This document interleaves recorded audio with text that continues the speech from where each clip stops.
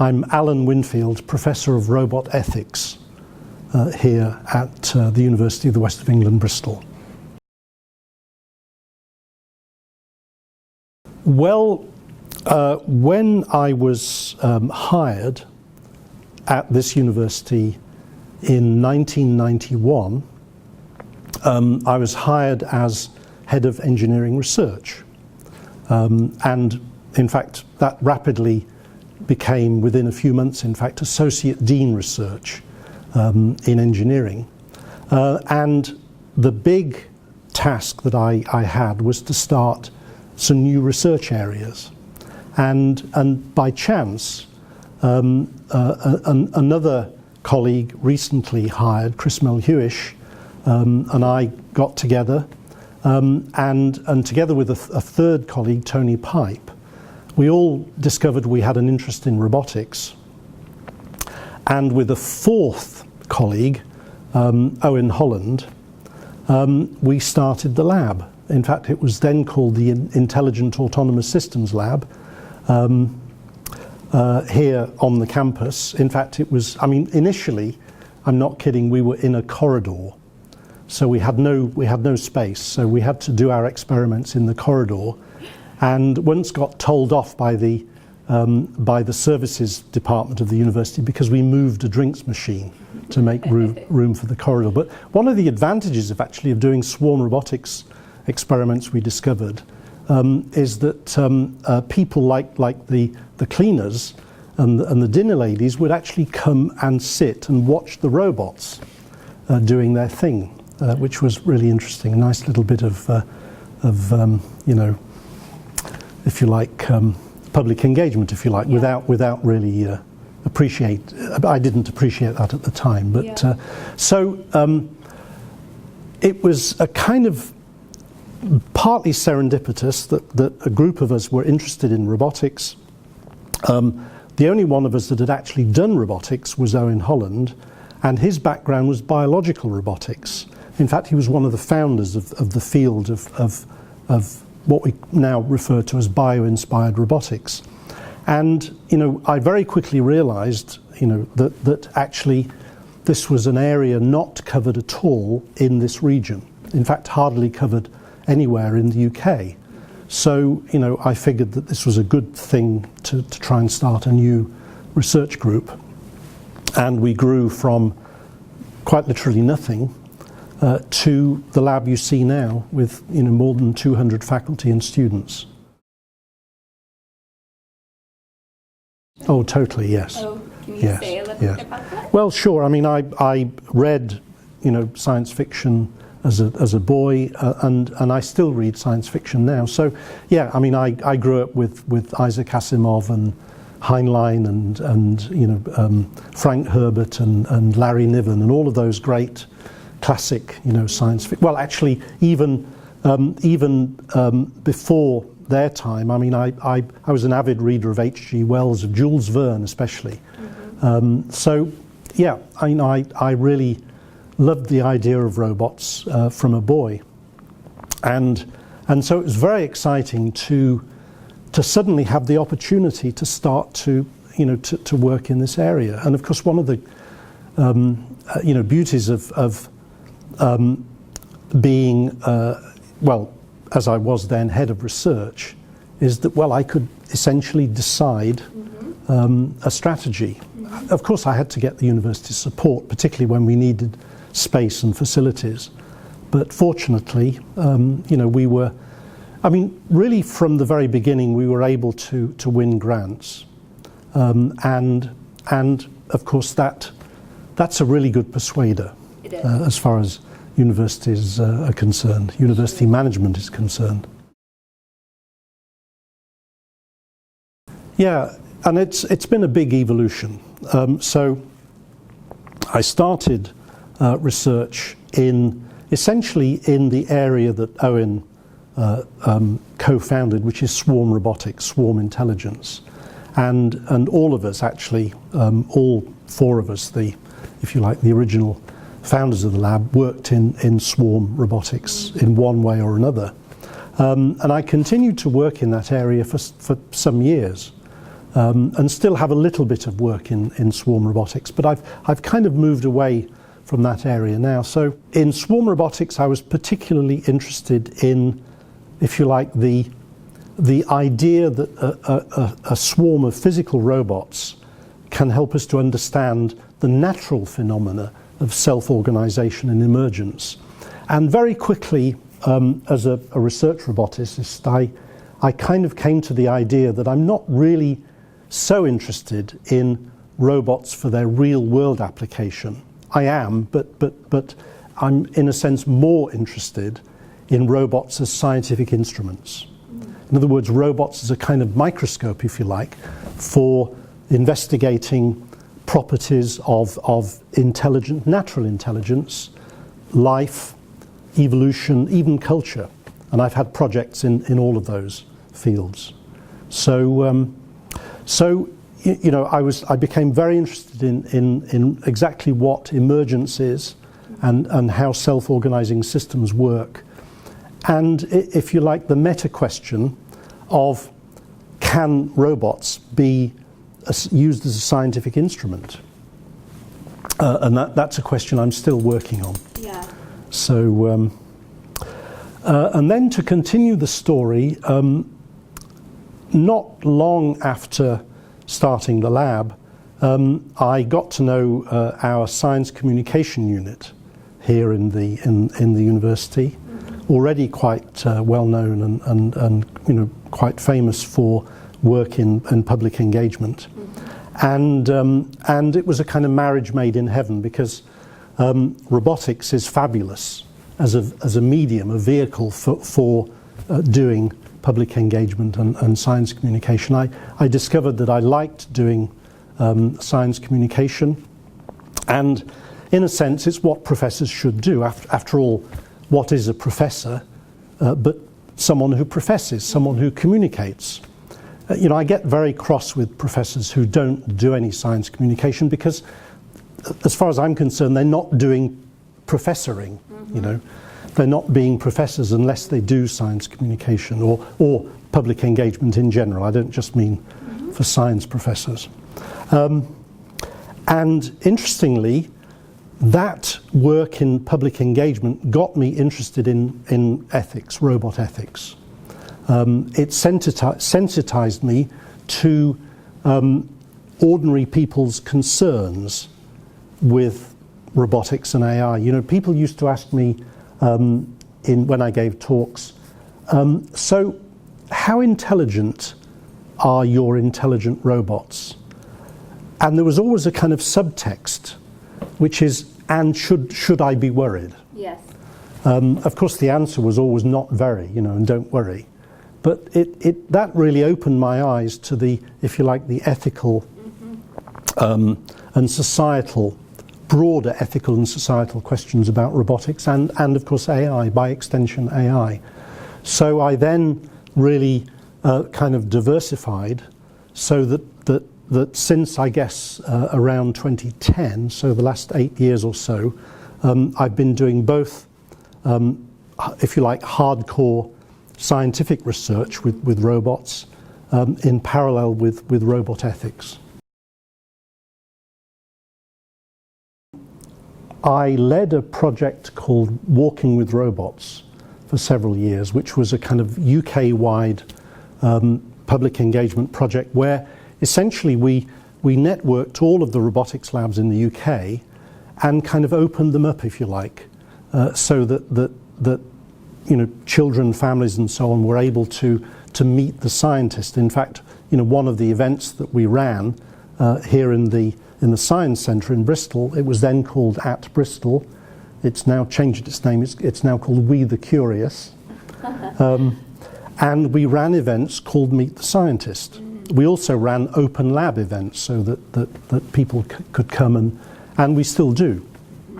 You know, children, school children and so on could actually come and meet, you know, people who make roboticists. And you've reminded me of an interesting experience I had. So I can't remember exactly which year, but one summer I was a kind of visiting if you like, scientist at Bristol, the science centre, local science centre, and I had a swarm of robots that were running in a little kind of enclosure. But they weren't very reliable robots. These were first generation robots. And they were about the size of a dinner plate, so they were quite large. And I guess it was an arena which was a few square meters, so quite large arena by modern standards. And the robots broke down. So about once a week, I went down to the centre, at Bristol to fix the robots, and it became a thing. So I became known as the robot doctor, and what we found was that the kids loved it when I was fixing them, and they could see the insides of the robots, and it was actually more instructive when the robots broke, and I was able to show them, the robots from the inside, than when they were doing their thing normally.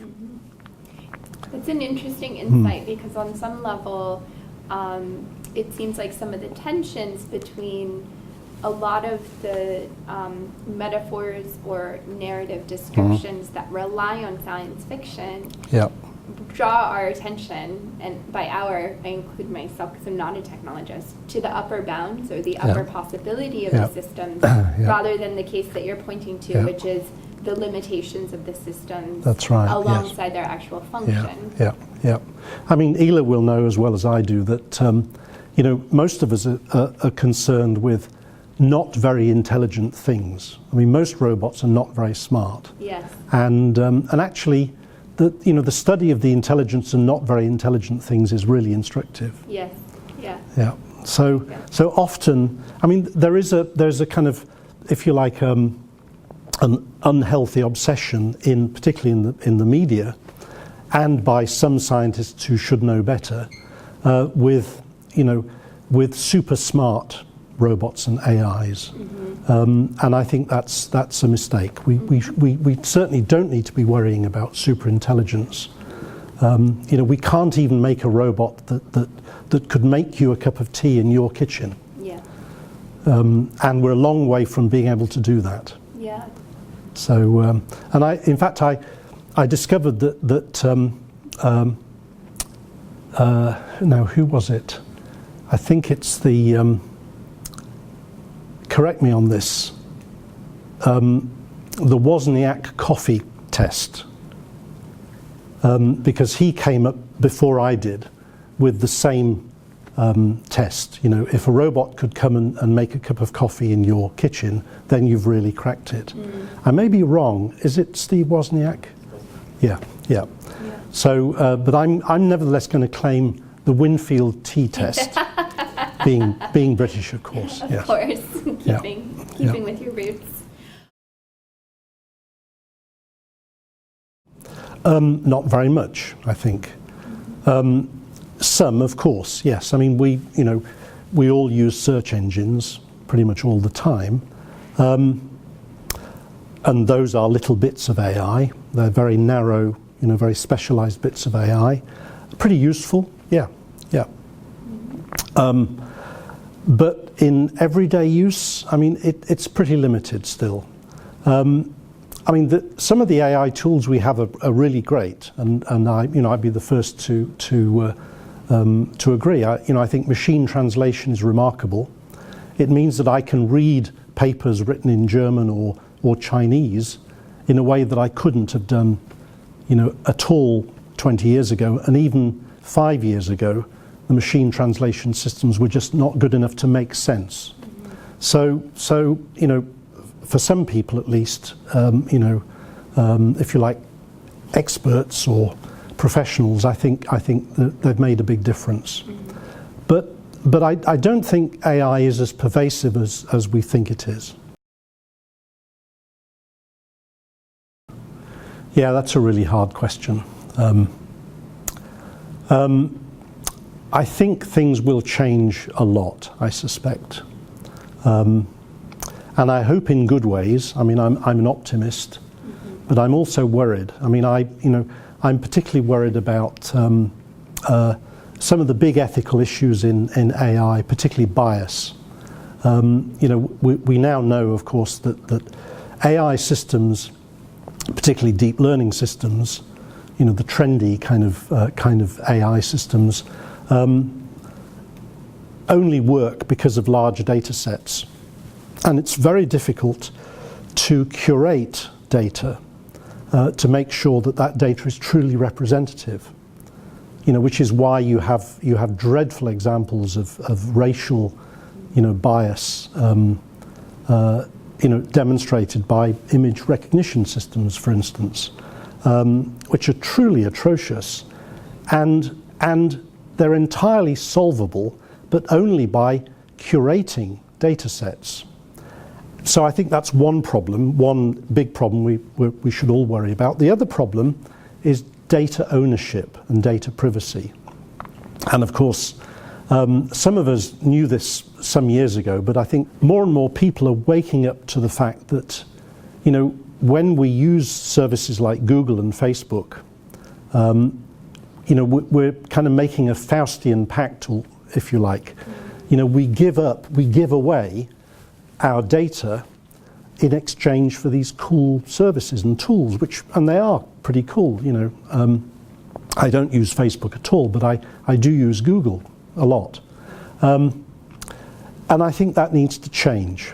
And I'm really excited by, for instance, a new initiative by Tim Berners-Lee in creating frameworks that allow you to effectively encapsulate your own data and have control over who accesses that data and how they access it.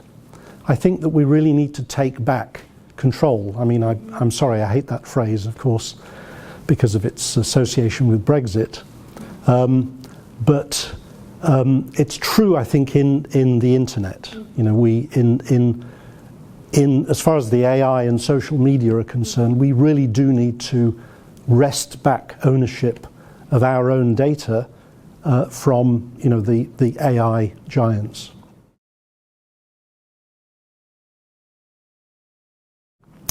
Well, I mean, there are kind of trivial examples in the sense that that if you use Amazon, then Amazon will give you recommendations, and Netflix. Netflix is another good example where there are recommendations. I don't know yet of any recommender systems in for instance, medical diagnosis, but those will be coming soon. And in a sense, those are a transfer, in a sense, not of authority, because while they remain recommender systems, and I hope they always will. I mean, I think this is where we need to draw a line.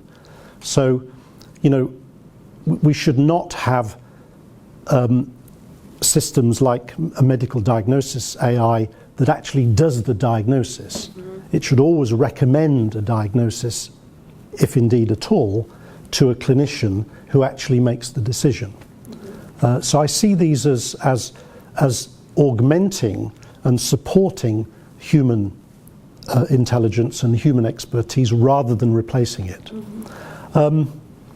Gosh, I mean, there are bad examples of handing over authority, and one of the worst, I think, is driverless cars. Now, I say the worst. I don't want you to give the wrong impression. I'm a great fan of driverless car technology. It's just that we're not doing it right. And what we have right now are driverless cars. Well, let me put it this way. I'll start again. What we have right now are driverless car autopilots that I believe are badly engineered and have not been properly, formally verified and validated against standards. Yet, if you own a top-of-the-range Tesla, for instance, you can simply press the button and engage that autopilot. I mean, this is very dangerous. I mean, it's dangerous not just for the driver, but as we've seen, I mean, there have been some very high-profile, dreadful accidents. Not just killing the driver, but in one case killing a pedestrian. This is the Uber accident in was it Tempe, Arizona. Yes. And the problem is this is an unproven technology. And I think actually it's the wrong paradigm. We should not be making driverless cars that require, as it were, you as the driver to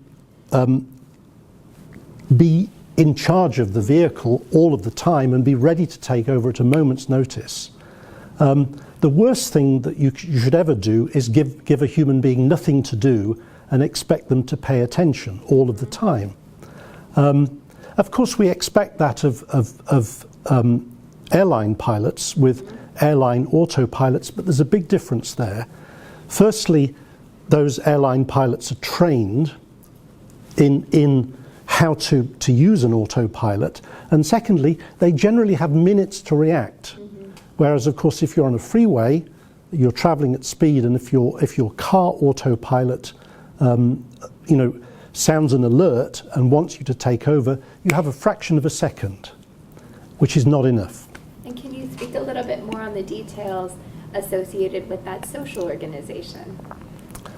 Because of the ways in which the human intervention with the autopilot is one configuration. But to your point, with the traffic on a freeway versus a pilot's traffic, which is highly regulated by air traffic control, the social variables at play for the driver are quite more complex. Yes, are radically different. That's right. I mean, the point is that a car is navigating a crowded and fast-moving, dynamic environment. And of course, one of the many ways in which current generation autopilots fail completely, I don't mean dangerously, but they fail to do the job, is if the car is emerging from a side street onto a busy city road.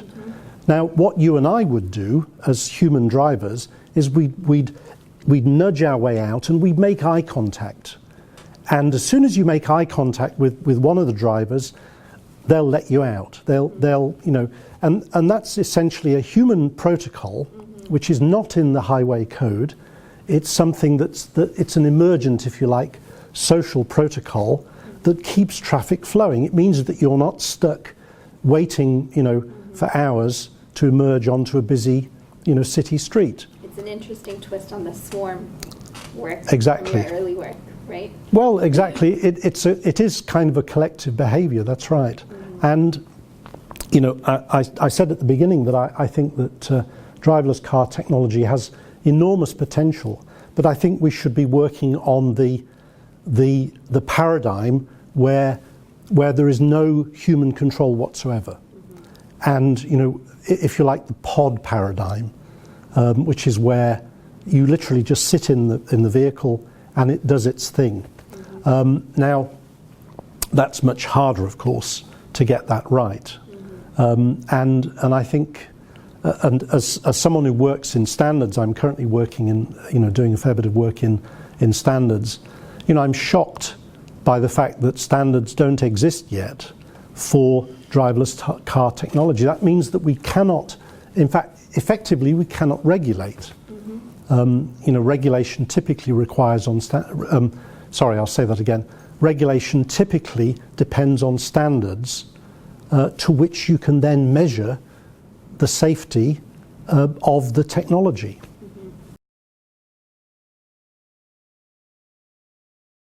I'm going to try and address that by telling you a little bit about the standards that I have been involved in and I'm currently involved in, and I'll kind of seek into the autonomy thing. So the first standard that I helped to draft is what we believe is the very first ever ethical standard in robotics, and it's a British standard. It's called BS 8611,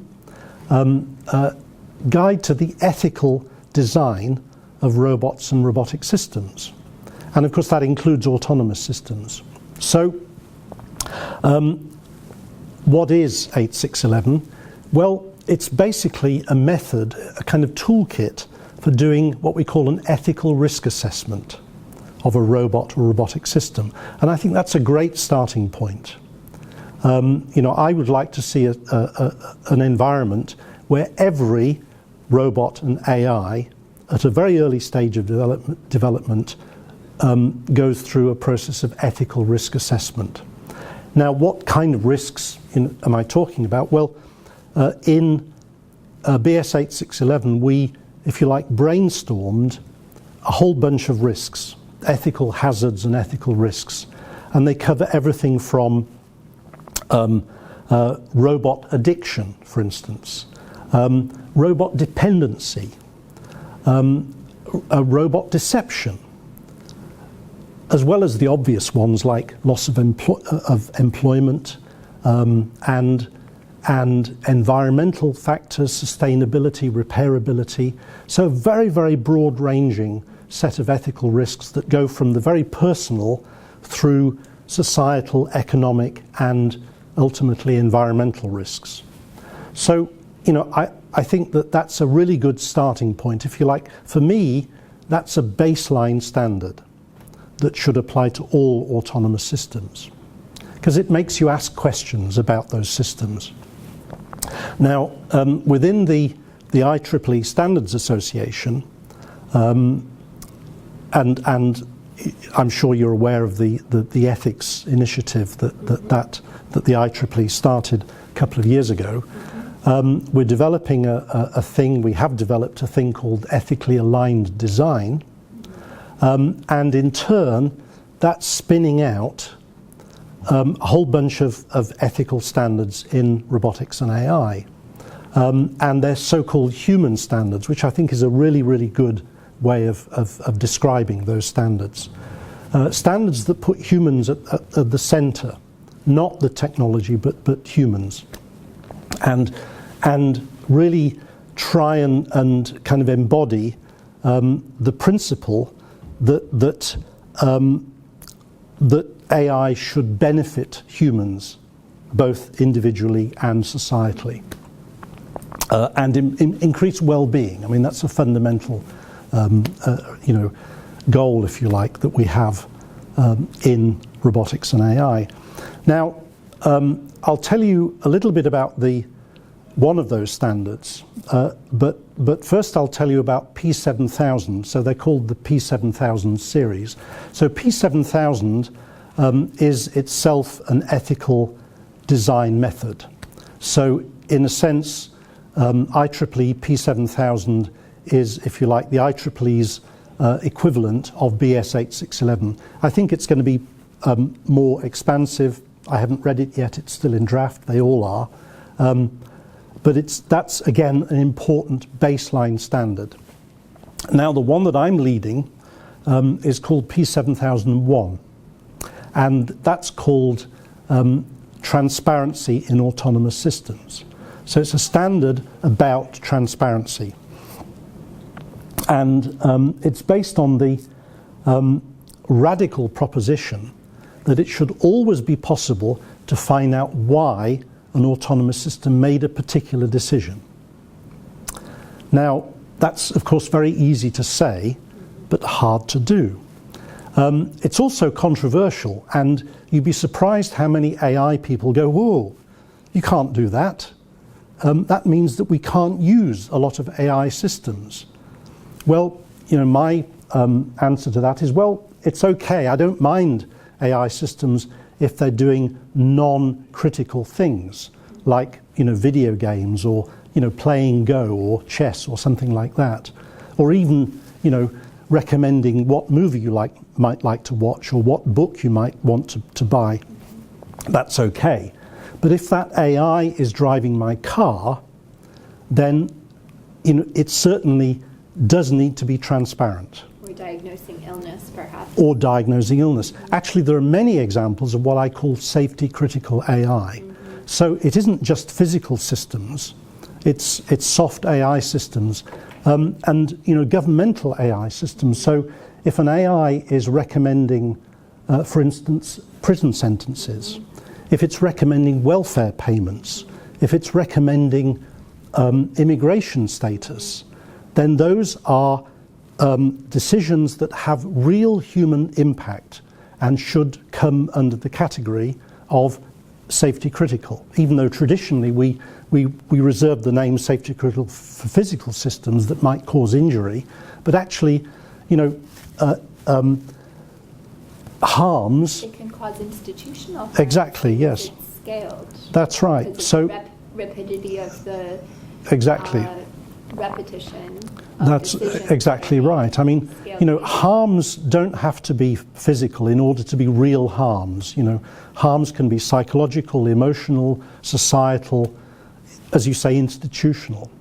So actually there's a very broad range of AIs that I regard as safety critical, and all of them should be transparent in my view. Now, what does that mean? Let me unpick that a bit. The first thing that we realized when we started to write this standard is that transparency is not one thing. So transparency depends on the question, who is it transparent for? And these are, if you like, the stakeholders, perhaps the better word is beneficiaries of the standard. So for instance, let me give you an example. The kind of transparency that your elderly mother would need from her care robot is very different to the transparency required by the engineer who fixes it, or indeed, if there's an accident, the group of people who investigate that accident. So those are three examples of beneficiaries, or stakeholders, if you like, of transparency. So, your elderly mother, for instance, needs actually not transparency as much as explainability. So what she needs is the ability to say to the robot, why did you just do that? Or, even better, what would you do if I fell down? Or what would you do if I didn't take my medicine? That kind of explainability, transparency in other words, will help her to understand what the robot's doing, what it might do, and then trust it. So in a way, it builds trust, and therefore the value of the robot is increased. If robots behave unpredictably, and we humans don't understand what they're doing and why, we just won't use them. So that the technology will fail. So this is really important to building trust. Now, clearly, the engineer who fixes it needs a different kind of transparency. They need the transparency of understanding how it works at a level that means that they can repair it. The accident investigator, and this of course is particularly relevant to driverless cars, needs a kind of log, the equivalent of a flight data recorder, a black box. And I have a paper called "The Case for an Ethical Black Box," where we argue that all robots and some AIs should be fitted as standard with, if you like, a data logger that records a continuous log of not only the decisions that AI is making, but the sense data, maybe sampled sense data, the context, if you like, of those decisions, and the internal processes that are leading to those decisions. Now, it's very interesting that the National Transport Safety Board's report on the first Tesla accident, the first well-known one, the one where Joshua Brown was killed. I forget exactly when that was. I think it was May 2016. Is that right? I may be wrong. But that accident was subject to a very deep investigation. And it's very interesting that the investigators discovered that from examining the proprietary data logs that Tesla maintained, because there is no standard for data logging in cars or vehicles generally, except aircraft. Yes. The investigators discovered that the car had failed to perceive the truck, the large trailer that was crossing the freeway in front of it, or the highway in front of the car, but the logs were not able to reveal why the autopilot failed to perceive. And it's the why question that's really important. So we need the kind of transparency that allows an accident investigator to answer, why did the autopilot fail? I mean, only then can we have a system, if you like, an environment, ideally a kind of regulatory environment, that means that the faults that are discovered when there are accidents, because accidents are inevitable, it's not if, it's when, then they can be fixed, not just for the particular manufacturer's vehicle, but for all manufacturers. And one of the amazing things about air accident investigation is that there's a culture of data sharing among manufacturers, which is very well established.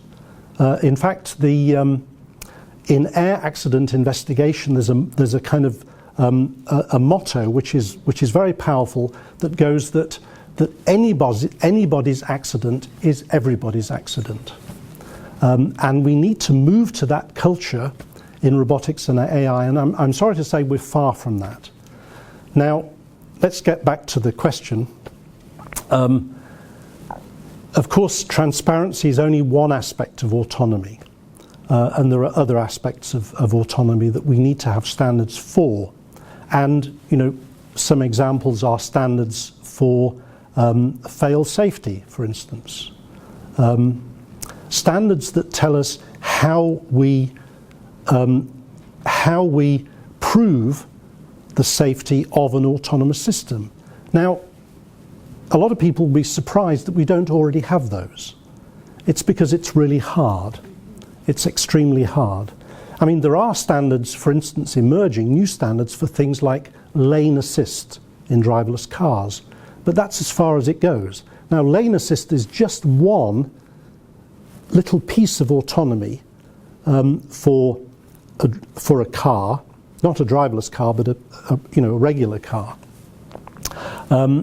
So we're far from having standards for instance, autopilots for driverless cars or trucks or other terrestrial vehicles. Interesting, because as you were speaking, I was trying to think about,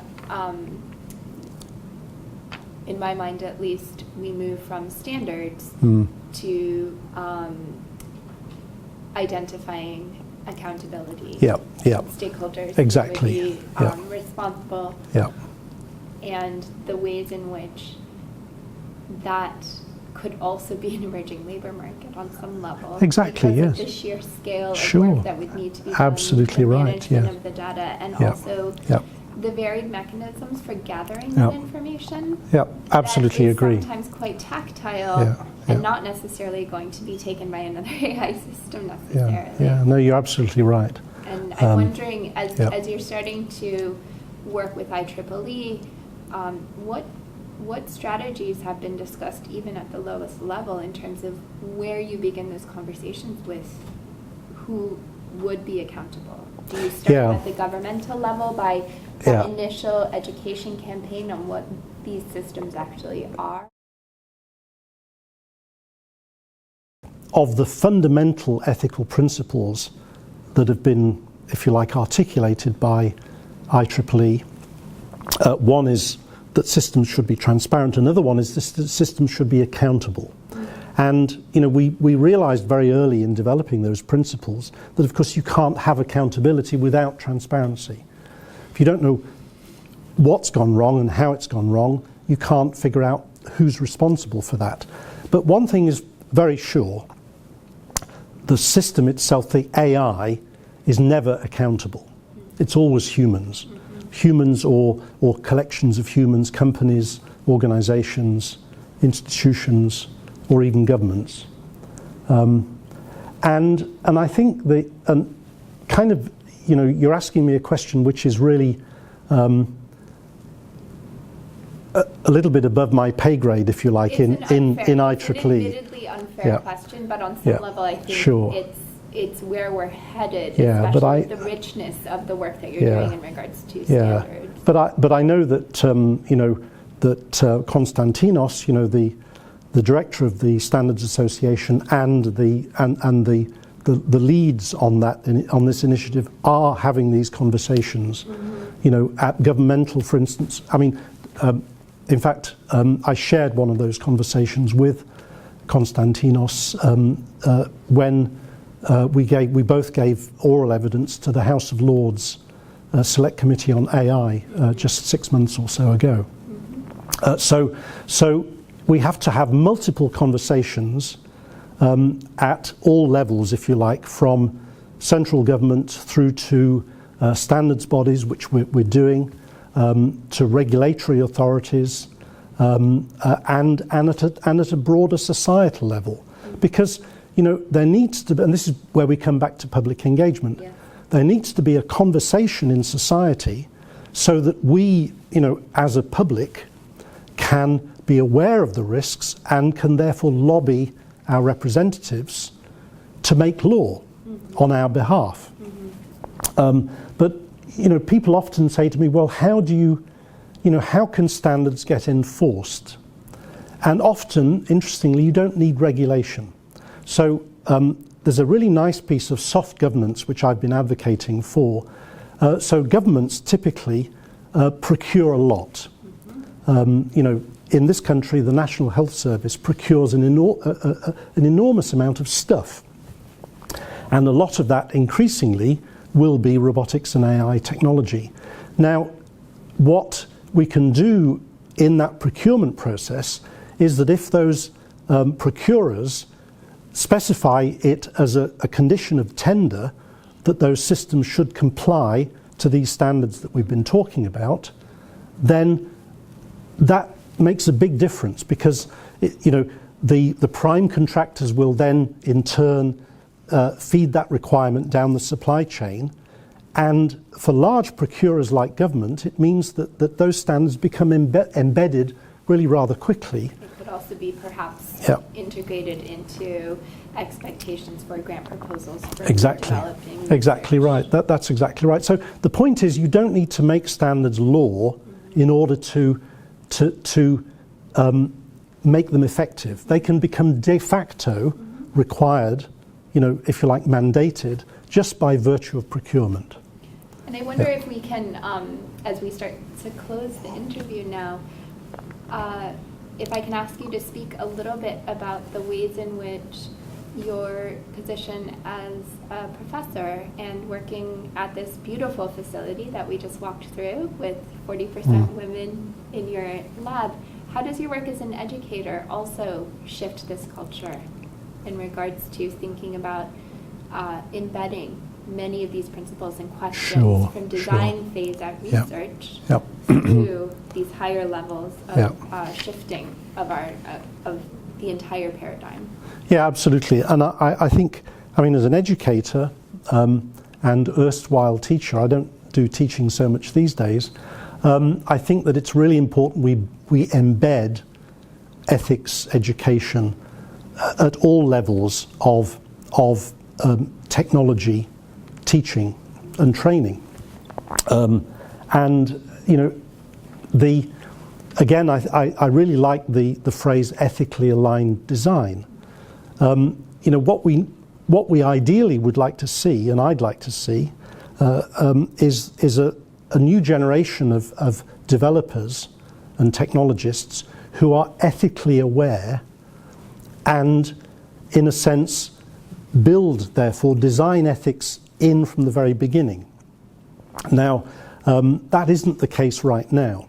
But it's interesting that we are seeing cases of individual developers in large AI companies who are saying, no, I'm not happy about this, the ethics of this particular piece of AI, and in some cases they're resigning, and in other cases they're writing, to the, if you like, the senior management, saying, no, this is not acceptable. So good, we need to have both ethically principled professional developers, creators, manufacturers at the individual level, but also principled leadership. And of course, that's a tougher nut to crack. That really is more difficult. So, we need, if you like, codes of conduct, almost, if you like, a Hippocratic oath for engineers. And I was really pleased to see the ACM code of ethics for engineers. Of course, it needs to have teeth. So what we need are professional bodies like, the ACM, like the IEEE, who will actually, as it were, disbar members who've been shown to behave unethically in the same way that a medical doctor can be barred from practice. I think we need to go further then than just having the codes of conduct. They need to have teeth, rather like, well, not just rather like, exactly the way that we do in medicine. And we also need ethical governance. Now that's much more difficult, and in fact I have a new paper with my colleague Marina Jurotka on ethical governance in robotics and AI, really setting out, if you like, ways in which companies, organizations, institutions can embed ethical governance.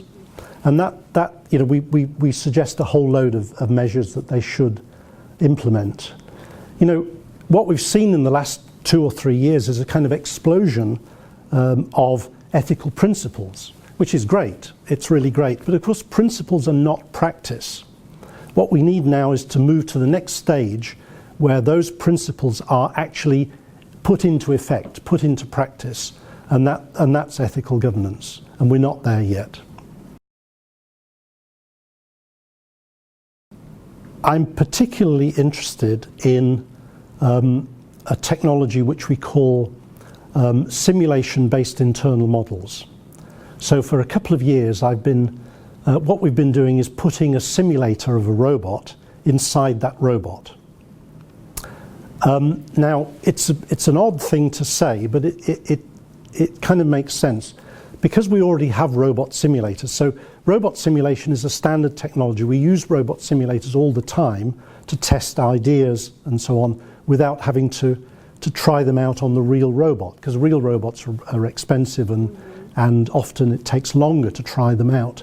So a robot simulator is a common tool, but it's rather rare to put a simulator of a robot inside that exact robot. In fact, it's kind of hard to do. It's a tricky thing to do, but it's also very, very powerful, because if a robot has a simulation of itself and its environment, including the other actors in that environment, which could be people or other robots inside itself, then it can ask itself questions like, what would happen if I tried this action or that action?